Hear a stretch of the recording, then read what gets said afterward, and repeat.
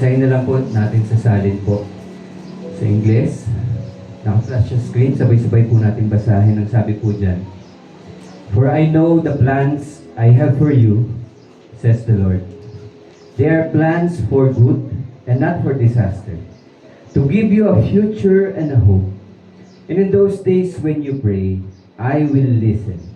And if you look for me wholeheartedly, you will find me." Tayo pong lahat ay manalangin. Naginang Diyos sa aming Ama, salamat sa araw na ito, sa pagkakataon na masamba ka namin bilang isang pamilya. I thank you, Lord, personally for each families represented here.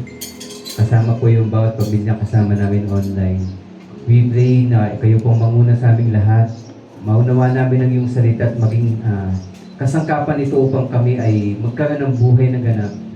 Mangyari po na bawat bahagi nito ay ikaw ang aming maitaas. Walang anumang gawa ng kaaway, walang anumang distractions, or any experiences that we have na pinagdaanan po namin ang makahadlang upang maranasan namin at maramdaman ang kapayapaan ng gagaling sa iyo.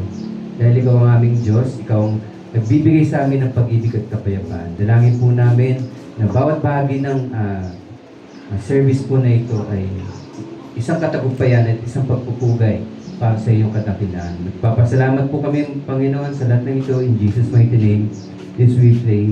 Amen and amen. Pwede na po tayo mo po. Parang nasa banyo po ba? Yung boses. Sige po. So, good morning po sa lahat and good morning sa bawat isa po na represented here. So, sa araw po na to, matagal na po itong series na ito na we planned it, we pray for it, and yet hindi siya natutuloy. There's a burden na nilagay ang Lord. Matagal na po. Because constantly, repeatedly, regularly, pag nakakapaginig po kayo ng mga testimonies or mga tao na nag-share sa social media, there are times, tinatanong sila, I think, isa sa kanila si Karen Davila, kung nakakapanood po kayo ng mga vlogs po niya. Common sa vlogs niya, natatanungin niya po yung ini-interview niya, what is your favorite life verse? So, ganun po siya magtanong. And sometimes, may maririnig din po kayo mga nag-share ng word na gumagamit sila ng mga katuluan and they quote scriptures. And minsan na medyo hindi naman po nasasaktan. Medyo nangihinayang ako because of their popularity, yung fame na meron sila at yung network na meron sila. Madali po sila makahikayat ng tao. Yung salita po na lumalabas sa bibig po nila ay very powerful. Na even though hindi nila kailangan mag-explain or hindi nila kailangan ipakita yung basis ng salita o kung saan nanggaling yung pananalita po nila, wala pong kaabog-abog na yung mga taong nagpa-follow sa kanila, tinatanggap po yun wholeheartedly. And for each and every one po, whether ikaw ay bagong believer or not, we are called to study God's Word.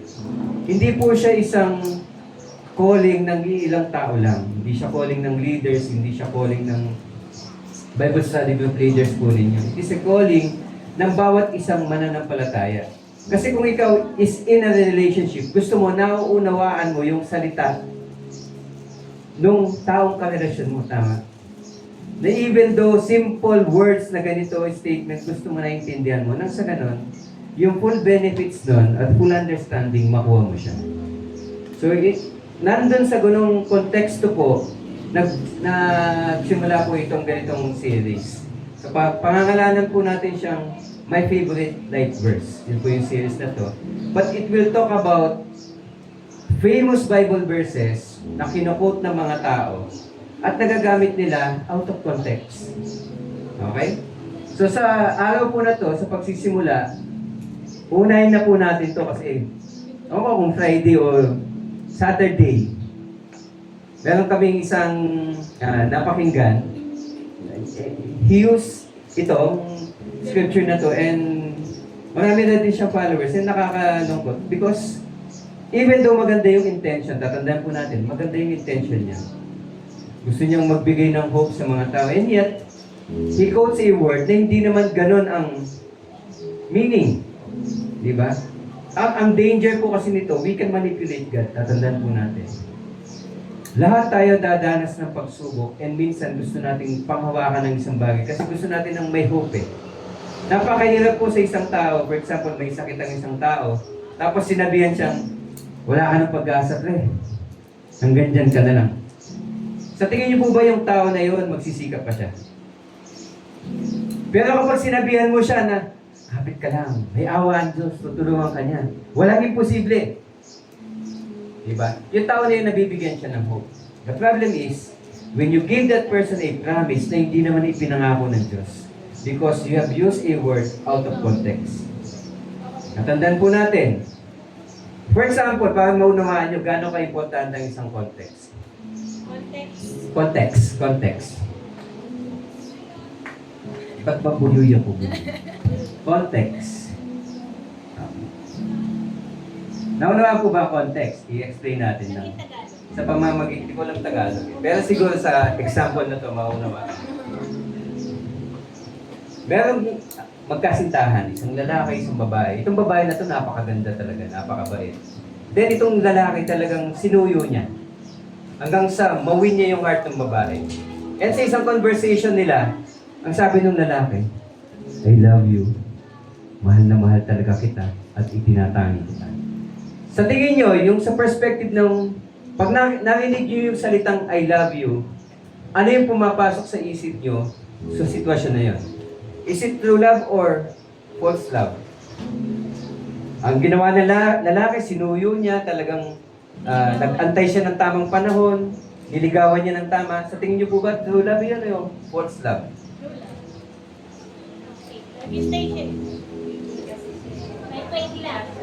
Fake love. What if ganito naman ang sitwasyon?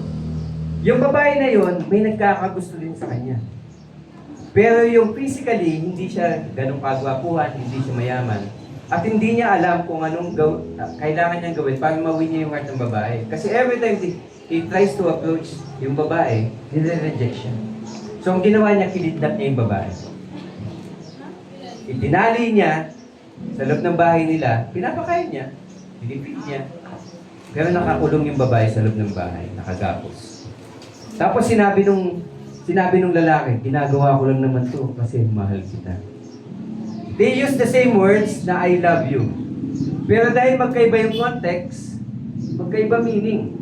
Even though you quote na yung salitang same words, pag ginamit sila ng magkaibang konteksto, magkaiba po sila ng meaning. In the same manner, may mga tao dumadanas ng trial suffering. Iko-quote nila itong verse na to. Manandali ang hirap lang to. Kasi sabi ng Lord sa Scripture, for I know the plans for you, says the Lord. Plans to prosper you. Pagyayamanin ako ng Diyos. Konting hirap lang, konting tiyaga lang, pagyayamanin. So, anong sinasabi nila? Ginagrab po nila itong Jeremiah 29, hindi nga 11 to 13 eh. 11 to 13 po yung statement na yun eh. Kinukuha lang nila yung first part. For I know the plans I have for you, says the Lord. Plans to prosper you, not to harm you. So, hindi pala harm ang gusto ng Lord sa akin. Even though nahihirapan ako maganda, plano ng Lord sa akin. Prosper you, automatic. Naku, finances, yaman. Tama? Tama po? Same verse, but they misquote it according to their context. Yung sarili po nilang katayuan sa buhay. Kaya pansinin niyo po, same verse, iba-iba meaning sa iba. Kasi po, magaling tayo sa ganun. We try to use God's word to fit into our situation. Instead of fitting, tayo yung mag-fit doon sa salita ng ating Panginoon. In short, gusto natin si God ang mag-adjust. Salit na tayo yung mag-adjust sa Kanya. Ang end result po nun, hindi natin nakukuha yung tamang lesson. Kaya meron po tayong tinatawag na false hope. May pag-asa ka, pero hindi mo siya masasandigan kasi yung sinasandigan mo, hindi naman pala siya doon nakatayo. Okay? Kaya kahit anong gawin mo sa ba't kaya ganun? Even though pinanampalatayaan ko naman yung salita na yun, ba't kaya hindi siya nangyayari sa buhay mo? It is because you are misquoting. Misquoting and misusing. Okay? Sa mga kabataan, di ba? Sabihin, sige, magsikap lang kayo. Sa pagsisikap nyo yan, automatic. Dadating ang panahon, gaganda buhay nyo. Sino sa inyo lahat nagsikap sa school? Tapos yung sinabi nyo, after nitong school, yung pinapangarap kong buhay, na-achieve nyo na. Di ba hindi siya automatic? Ibig sabihin, mali yung scripture? It is misquoting the scripture. Because God does not promise comfort agad-agad. Okay? Kung yung vessel, yung lalagyan na hindi handa para i-receive yung blessing, mas nanaisin ng Diyos na padaanin sa apoy.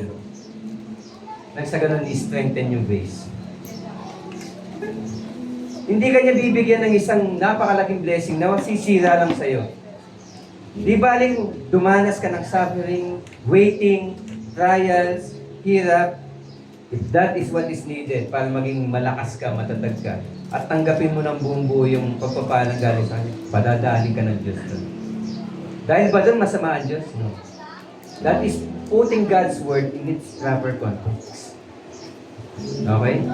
In Jeremiah 29:11, it is not also, okay, hindi mo siya dapat i-ignore yung context about the exile. Later malalaman natin, yung konteksto nitong story, pinalulusahan sila. At isa sa parusa po nila, i-exile sila sa Iraq, sa Babylon. Not 1 year, not 2 years, but 70 years. Mas mahaba pa kaysa sa wilderness experience. Imagine niyo po yan. And most of us, when we quote Jeremiah 29:11 to 13, doon lang tayo sa 11. Tanda ko nun si Paten. Paten, favorite mo yan, di ba? Oo. Natatandaan niya kasi parang bawat isa kasi sa mga kabataan nun, may mga life verses sila. And ito yung kinakot ni Paten nun, natatandaan ko eh. For I know the plans for you, says the Lord. Okay. So, about the exile yan. Pero sa atin, dahil gusto natin mag-fit in yung word, hindi natin binabasa yung buo. Okay, so gumagamit tayo ng generalization. Ito. About ito sa pangako ng Diyos na poprotektahan ako, pagyayamanin ako ng Diyos. Okay? He will make me abundant. And dyan po, ginamit din po yung word ng transfer. Pag sinabi po bang transfer, ano po yung naiisip nyo? Yaman. Yaman. Tama po? Material wealth. Pero yung salitang ginamit po dyan, it is the word shalom. Ano po ba yung shalom? Peace, wholeness, completeness, well-being. So, ibig sabihin, ang tinitingnan ng Lord is not just material prosperity. Pero alam niyo po, ginamit ito ng mga prosperity gospel church. Okay? Na ang Diyos, magandang plano sa iyo. Pag nag-sow ka ng malaki, aani ka ng malaki. So, ginamit ito yung verse, tinwist for their own, ano tawag doon? Intention, motives. So, yung mga tao ngayon, maglagay ako ng malaki, aani ako ng malaki. Kasi sabi ng Lord, maganda yung plano sa akin. Protektahan ako, hindi mawawala itong ininvest ko na to sa kanila. Pagyayamanin to ng Lord. In short, na manipulate po sila. It is misquoting God's word. Lord, may investment ako dito, ilalagay ko dito. Sabi mo po, protektahan mo to, iingatan mo to, pagyayamanin mo to. Pag naman kumita to, Lord, babalatuan kita. Di ba ba? Ginagawa po natin yan, kahit huwag natin aminin.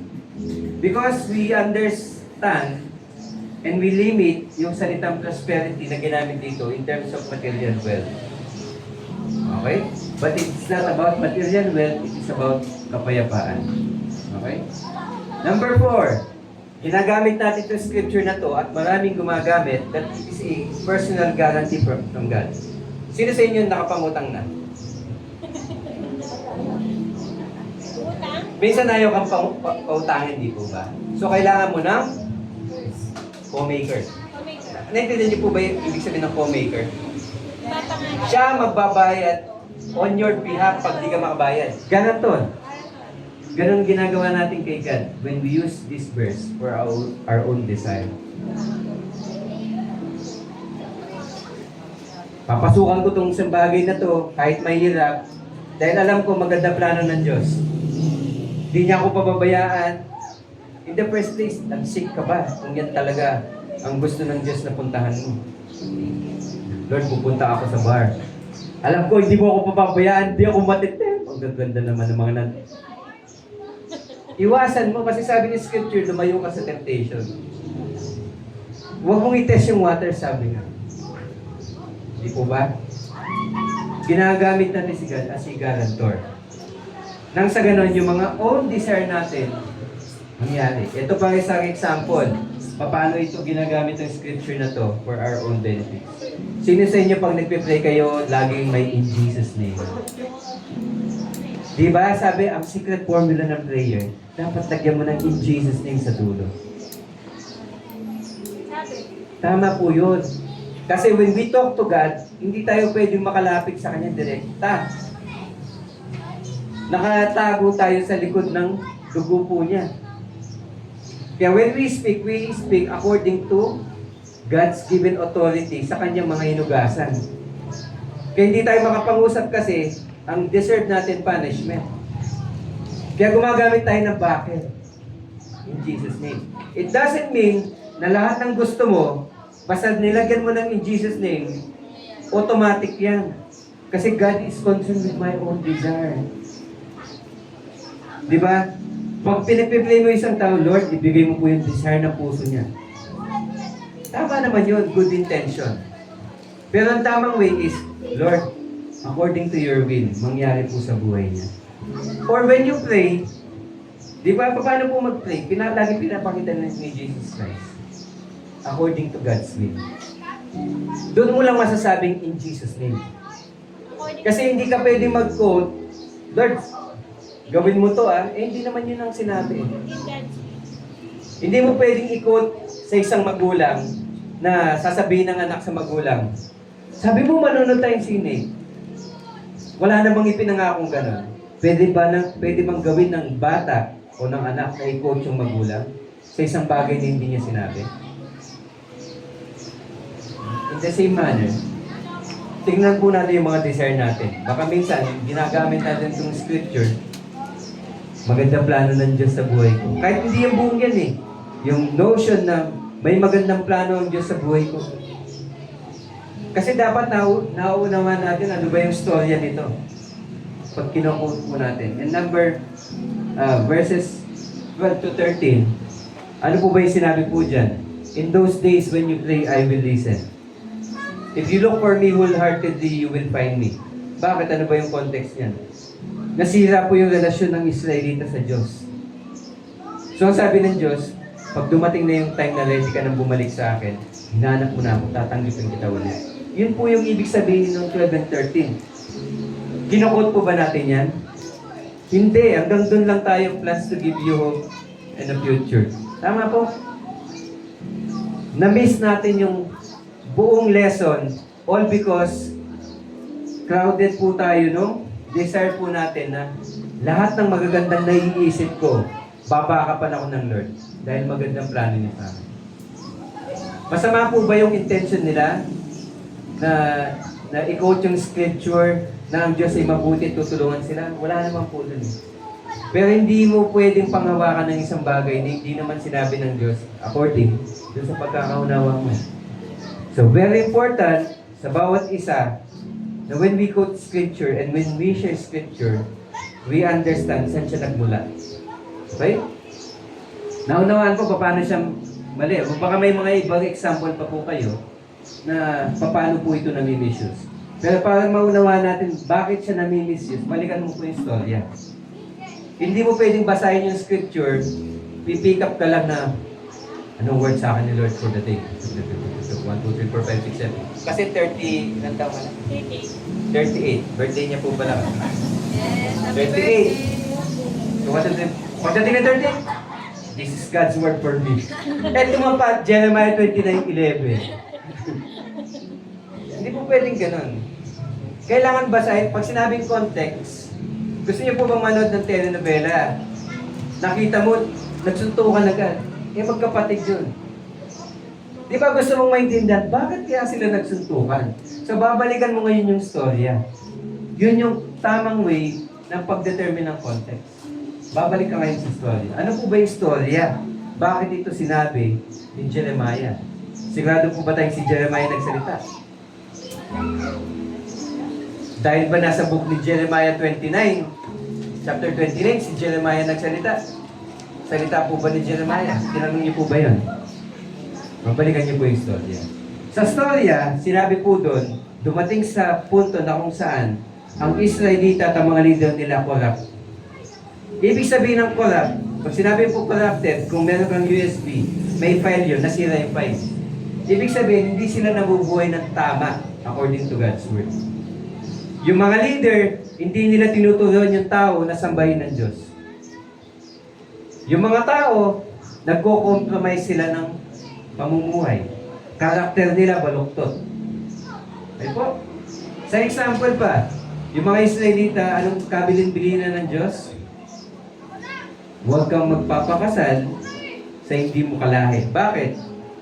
Dahil ba killjoy ang Diyos na ayaw niyang maka-intermarry ka sa ibang lahi na sabihin natin mas magandang lahi kaysa sa inyo? Hindi po ganun. Because when you marry a certain person, bitbit po ng tao na yun, yung kultura niya. Kaya po panahon nila, Abraham pa lang, di ba anong ginawa niya para sa anak niya? Umanap siya dun sa kamag-anak. Kasi yung kamag-anak, same faith, same belief, same culture. Okay po? Hindi siya for the very reason na gusto nilang i-preserve yung kayamanan tulad ng ginagawa ng mga royal blood. Okay po? Not for that reason, but for the culture, manatili. Kasi, nung sila po ay nagkaroon ng intermarriages, nagpakasal sila sa ibang lahi, yung Diyos na sinasamba ng ibang lahi, nagawa na din po nilang sambahin. Yung mga kagawian, kultura, na against sa Diyos, nagagawa na din po nila. In short, nangangalunya na po sila in terms of faith. Kasi dalawa na ang Diyos nila. Anong kalooban ng Diyos? Sanbayin mo ako ng higit sa lahat. Walang ibang Diyos maliban sa akin. Yun po yung greatest and number one commandment po na ibinigay sa kanila ng ating Panginoon. And yet, by intermarrying sa ibang lahi, nagawa po nilang sumira dun sa covenant relasyon. Yun po yung sumira po nun. All because nagmula sa leadership, sinunod ng mga tao, then eventually the whole system is corrupt. Kaya kahit anong ipasok mo dyan, na bagong Israelita, kung ang sistema bulok, mabubulok din po yun. Unless napaka-powerful nung isang inilagay mo, na kaya niyang baguhin yung sistema. A bad system will destroy a good person. Tatandaan niyo po yan. Kung ang church po natin bulok, kahit gaano po ka-faithful yung isang taong ilagay mo dito, mabubulok din po yun. Kaya tignan natin yung buhay natin. Nabubulok po ba?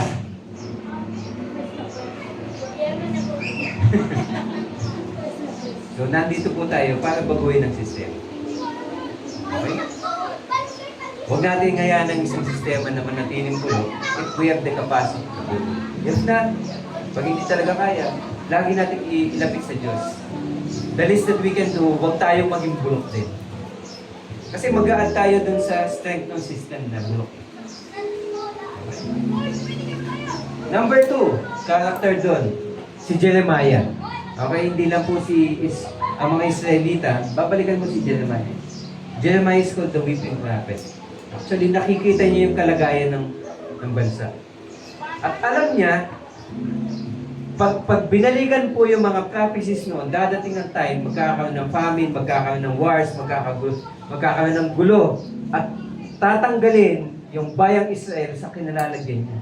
Alam po nila yung prophecy yun. Kaya may sumingit na isang nagsasaplapan. Pangalan po niya, Hananiah. Itong si Hananiah na to, it is one of the prophets na in a way sabihin natin, politiko. He is not a spokesperson of the Lord. He is a spokesperson of himself. Okay, ano pong ginawa niya? Sinalita niya yung isang bagay na gustong marinig ng tao. Imagine mo kung isang tao, nandun yung thought na parurusahan kami ng Diyos, tatanggalin kami sa sarili naming bayan. Anong gusto mong marinig at that moment? Di ba gusto mong makarinig ng hope? So nag-invento tuloy ito. Ang sabi ng Diyos, although parurusahan kayo, pero hindi ganun katagal. 2 taon lang.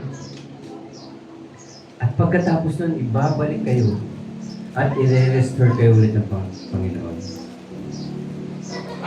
Yung anumang pamatok na meron ang mga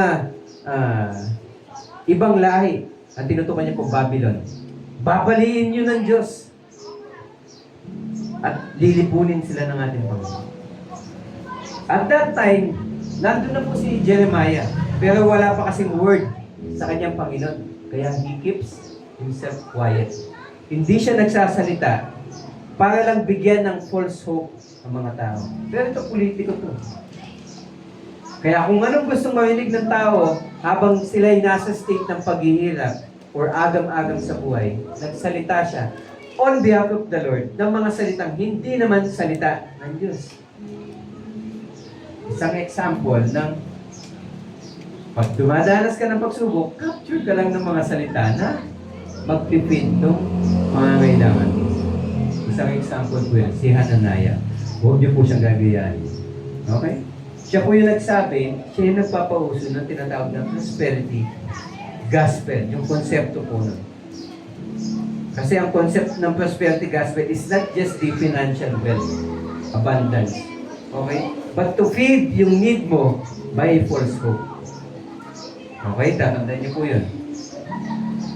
Ano pong ginawa ni Jeremiah because of that? Face to face. Kasi dumating na po, bago po dumating yung 2 years, di ba ganito po sinusukat ng propeta? Malalaman mo kung isang propeta ay galing sa Diyos kapag yung sinasalita niya nangyayari. Malapit nang dumating po yung 2 years. At bago dumating yun, kinausap ng Lord si Jeremiah. Jeremiah, halika dito. I need to speak to my people. At hindi ito message po. It is a message of judgment and wrath. Wrath poot, galit. Nagalit na po ba kayo? Na nagawa niyong sumigaw, talagang parang papatay ka ng tao, sobrang galit. May ganong galit na talaga napakalalim ng bugot, ang tawag po doon, wrath. Na unless ma-release mo yun ng todo-todo at mailagay mo yung tamang punishment dun sa tao, hindi ka po masasatisfy. Tawag po doon, wrath. Yun po yung message ng Lord sa mga Israelita. Nang kausapin niya po si Jeremiah, Jeremiah, may message ako sa mga Israelita. Okay? Hindi ito future hope, hindi ito teaching, hindi ito preaching, judgment ko. Puot ito. Sobrang galit ko sa ginagawa nila. Tatanggalin ko sila sa kanilang sariling bayan. Okay? Kung papakonquer ko sila, kinanempagdesal, dadalhin ko sila sa Iraq. Babylon. That time. Babylonia. Gagawin ko silang slave. Maganda po ba yun? Nasaan yung magandang message dun? Walang magandang message dun. Kasi kung ikaw ay nandoon, okay? Imagine mo lahat ng meron ka na maganda ngayon, mawawala. Yung generations na susunod sa'yo, hindi mo alam kung anong pangahawakan. At ang sabi pa ng Lord, hindi lang yan panandalian ha, 70 years yan. And because of that, anong sinabi ng Panginoon to Jeremiah? Sa halip na umiyak sila, sa halip na maghanap sila ng way para matakasan yung paghihirap na yon. Sabihin mo sa kanila, bumuo sila ng buhay doon. In short, kahit na magdurusa sila, magsasuffer sila, pilitin nilang mamuhay doon. If they need to build houses, build houses. If they need to plant, build plants. Kung kailangan nila, pag-pray nila yung mga captors nila o yung mga masters nila at that time, nang sa ganun, pag umunlad yun, uunlad din sila. Ganun yung message. Kaya nung narinig yun ni Jeremiah, naku, isa palang Japex, itong si Hananiah. So pinuntahan po niya, face to face, F to F.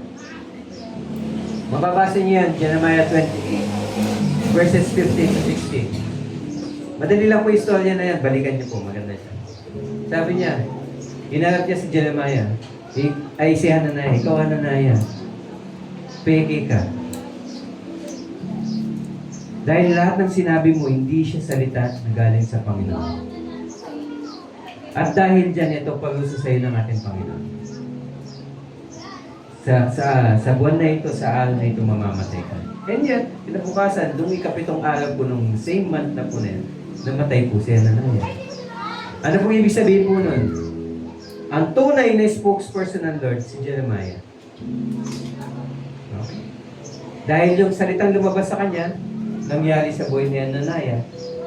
In short, yung iba pang lumabas sa kanya, mangyayari din. And true enough, nangyari po yun. Na-conquer yung mga Israelita, naging slave sila, mga hari, mga eunuch, mga reyna, mga prinsesa, mga matataas na tao, dinala po sa Babylon. Nalungkot si Jeremiah, sumulat siya. Sa sulat niya, part po ito. Kasi yung heart niya, gusto niya mabigyan ng hope yung mga tao. So sumulat po siya. At yung sinulat po niya ay salita din po na galing sa ating Panginoon. It is a message of hope.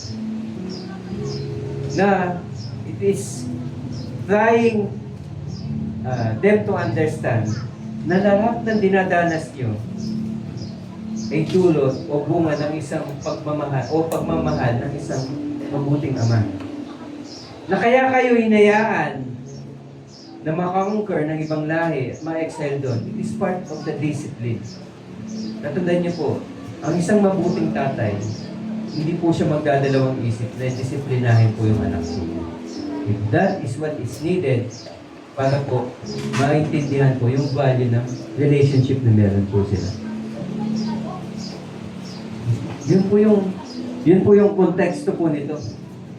God working in the midst of these people.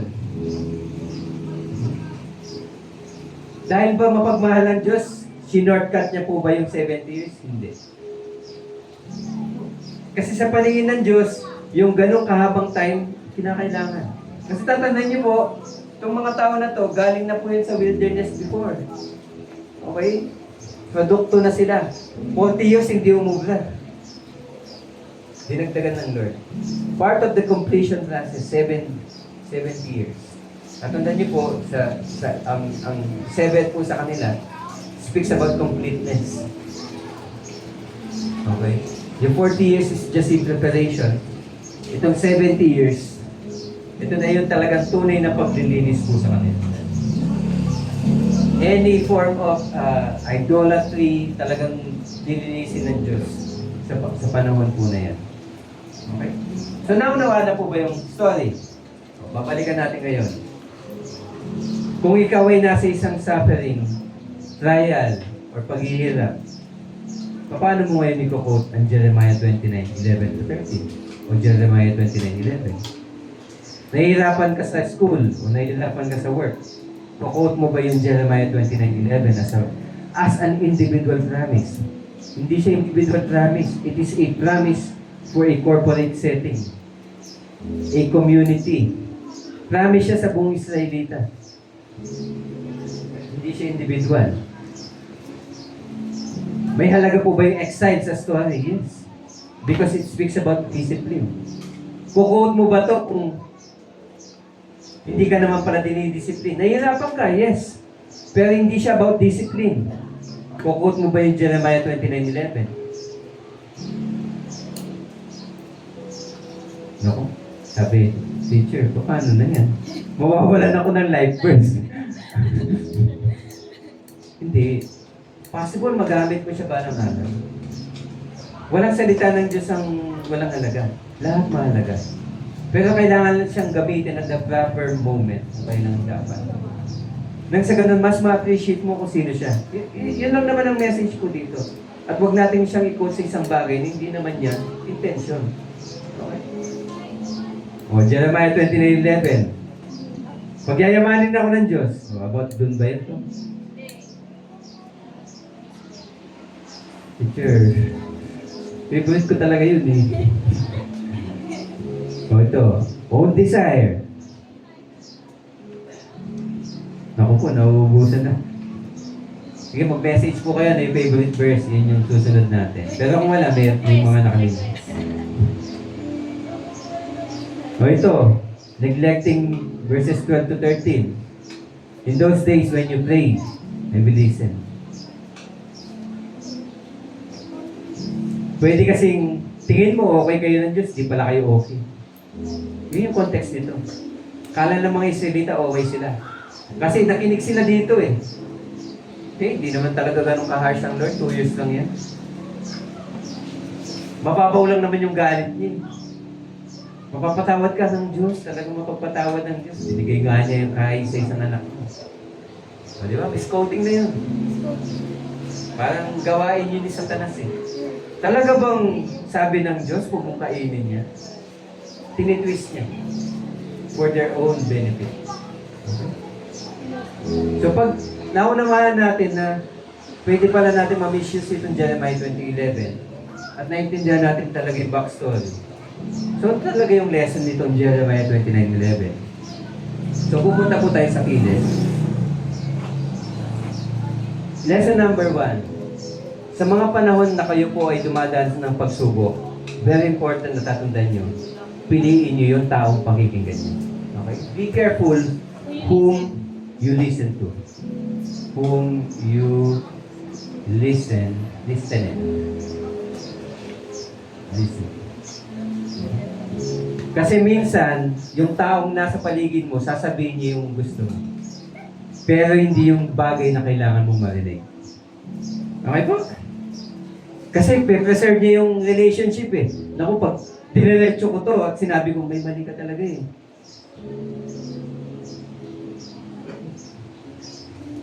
Ingat. Lalo na, very important na marami tayong sinasabi ng Bible. Okay?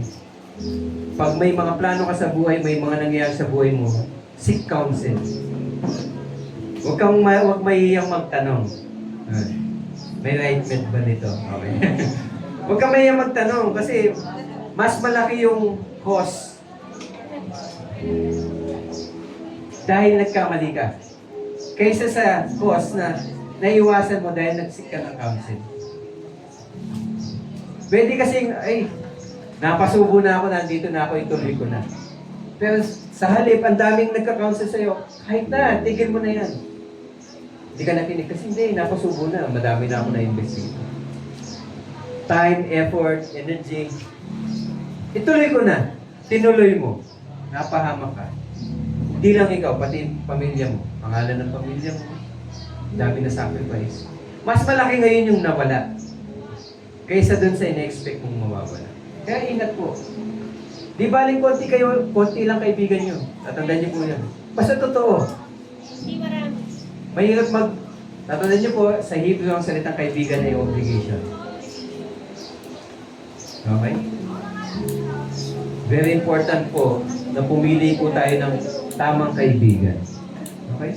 Na kung kailangan tayong turuan, tuturuan. Kung kailangan tayong i-review, i-correct o correct tayo. No? Walang inaantay na kapalit. Kasi pwedeng magpa-correct ka eh. Tayo nga, gusto nating magpa-correct pa sa mga psychologists, babayaran pa tayo. Ang salita ng Diyos, nagbibigay na nga yan ng buhay. Pakikinggan mo lang siya, unawain mo lang siya, aralin mo lang siya. Bibigyan ka ng bibigyan kanya ng magandang buhay. Psychologist, gaano katagal para magpa-schedule? Oh. Ilang buwan? Konti ang psychologist. Samantalang yung Bible study group leader mo libre, pakakainin ka pa, hindi ka pa pumunta. Gusto mo pa doon sa may bayad. Tama po? Pili po kayo ng mga tao karapat-dapat na pakinggan. Lalong-lalo na in times of suffering. Matatapusin ko na, nandiyan ang pagkain. Number 2, ang isang mapagmahal na ama will discipline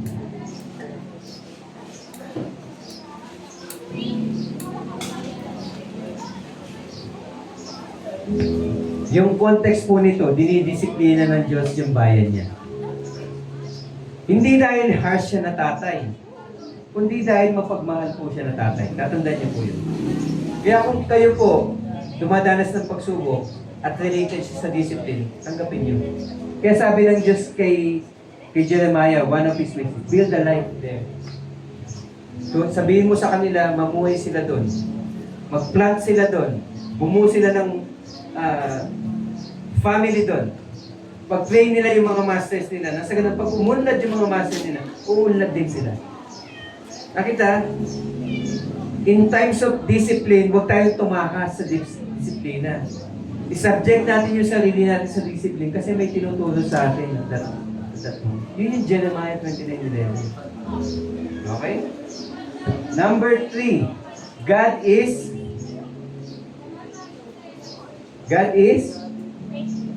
sometimes, always. Pag ang Diyos, may sinabi siya, paninindigan niya yun. Whatever the situation na kinalalagyan mo. Okay? Kahit na nahihirapan ka ngayon, yun yung pangako ng 29:11. I know the plans I have for you. Ano yung kino-quote niya? Nangako ko kay Abraham eh. Hindi ko pwedeng baliin yun. Alam ko yung pangako ko, sabi ng Panginoon. Kinote lang niya.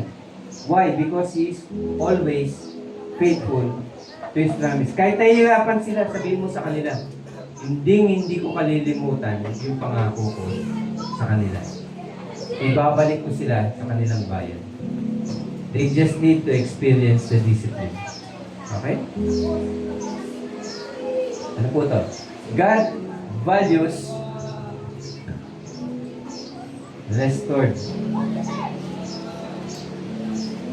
Sa atin po, kapag may karelasyon po tayo, kaibigan man yan, kasamaan sa trabaho, nakaaway mo, anong goal natin? Bahala ka na sa buhay mo. Ayaw ko na ng kahit anong bagay na may kinalaman sa'yo. Sa Diyos po, very valuable ang covenant. Kaya kung papansinin mo itong story na to, ang intention ng Lord, magbalik sa kanya yung anak niya. Restoration po yung context po nito. Restored relationship. Bakit? Pinahalagaan niya ng Panginoon eh. But in any relationship, kung sino po yung nagkamali, kailangan meron pong tinatawag na repentance. Pagbabalik at pagbabago, yun po ang ibig sabihin niya. Babalik ka sa Diyos at babaguhin mo yung dati. Okay? And seeking Him. Hindi mo siya pupuntahan o lalapitan kung walang tinatawag na humility. Napakahirap po ng maging humble. Lalo na kung pakiramdam mo, hindi naman ikaw may kasalanan eh, siya may kasalanan eh. When you understand your position sa Panginoon, talagang, at makita mo na kung gaano ka kamahal ng Diyos, hindi mahirap maging humble. Nangyayari lang po yun kapag tinitignan mo yung sarili mo na mas importante dun sa nakikitang mas importante ng ating Panginoon. So, mangyayari po yung restoration kapag mag-repent ka. Tatandaan niyo po, Jeremiah 29:11 nagsabi, in those days, when you pray and look for me wholeheartedly, you will find me. In short, pag dumating yung time na ready ka nang bumalik sa akin, I will receive you. Sa pananalita natin ngayon, idodon sulweta kita. Ibig sabihin, I will receive you with open arms. Bubuhatin pa kita. Don sulweta mo ako. Ewan ko, familiar kayo. Yan po yung Jeremiah 29:11. Hindi ko nakakalimutan yung pangako ko kay Abraham. At during the time na ready ka nang bumalik sa akin, tatanggapin kita ng buo. Jeremiah 29:11. Pakot niyo pa po ba yun? Pwede, pag dumadaan ka ng ganung pagsubok sa buhay. Yes. Hopefully, gamitin mo na itong Jeremiah 20:11 according to its context. Pero may mga principles pa dyan na kahit kailan pwede mong gamitin? Yes. Ang Diyos, principle to, He's a loving Father. Didisiplinahin ka kung kailangan. Tatandaan niyo po yun. Faithful ba siya? Pwede mong gamitin Jeremiah 29:11. For the context, pag ang context na sinasabi mo, about faithfulness. Just like the Lord is faithful to His promise to Abraham, na kinote niya ulit to in Jeremiah 20:11 na alam ko ang plano ko sa inyo. Gamitin mo siya. Kasi tamang context yung use mo.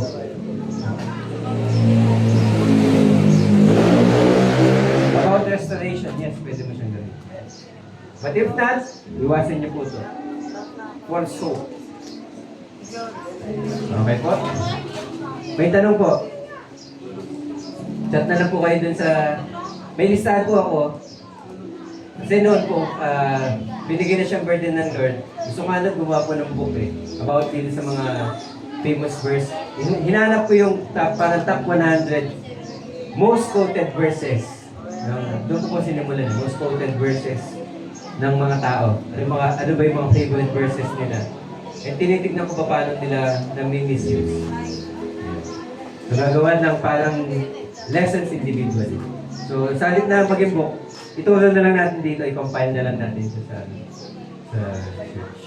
Pero kung gusto nyo, may mga gusto kayong unahin natin na aralin, i-chat nyo lang po dun sa wala akong subscribe dun na. I-chat nyo dun sa group chat ng church po. Para yun yung unahin po natin na mapag-aralan. And ang goal naman nito, align siya sa goal or adhikain ng church na maging sentro natin yung salita ng Diyos. At sana kapag nilagay natin siya bilang sentro, yung salita niya, naunawaan talaga natin. Tama talaga yung gamit. Okay po? Tayo po tayong lahat at magpasalamat po sa Panginoon.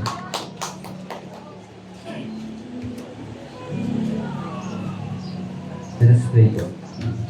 Dakilang Diyos, aming Ama, tunay na Ikaw ay dakila, Ikaw ay tapat sa iyong mga pangako. Just like how faithful you are when you give a promise to Abraham, and you quoted the same promise dito sa aklat po ng Jeremiah. We are also claiming your faithfulness, even in our midst, saka sa future po namin. Na ikaw ay Diyos na nananatiling tapat sa iyong mga salita. And because of that, lalo po kami na-in-love sa iyong mga salita, lalo-lalo na kami itong pag-aaralan at pangahawakan sa aming mga buhay. And even in the times of suffering, mananatili po kami nakasandig po sa inyo because you are a God na hindi talaga nagmamaliw ang pag-ibig. Ikaw talaga yung Diyos na talagang hinahanap po yung kabubuti po namin. Kaya dalangin po namin anything that destroys that fellowship, that relationship sa inyo, Panginoon. I-expose po yung mga bagay na yun. Tulungan po kami magpagbago ng aming mga pamumuhay sa pamamagitan ng iyong salita. Use each and every one of us na maging kasangkapan mo so that your kingdom will expand, so that your word will prosper sa buhay ng bawat isa. Dalangin po namin na ano man pong gawa ng kanilang mga kamay according to your will, according to your word, pagyamanin mo po ito. Maging kasangkapan po kami so that others can understand and will know that you are a loving God, a loving Father to us. Dalangin po namin na sa aming pag-uwi, kami po ay yung pagpalain, kami po ay yung ingatan. And sa food namin pagsasaluhan, Lord, i-bless mo po ang bawat isa na nandito. I-bless mo din po yung nag-offer nito para sa inyong kapupunan. Dalangin po namin na sa mga oras na ito, Panginoon, tanggapin mo ang aming pagsambat, pupupuli in Jesus' mighty name. Amen and amen.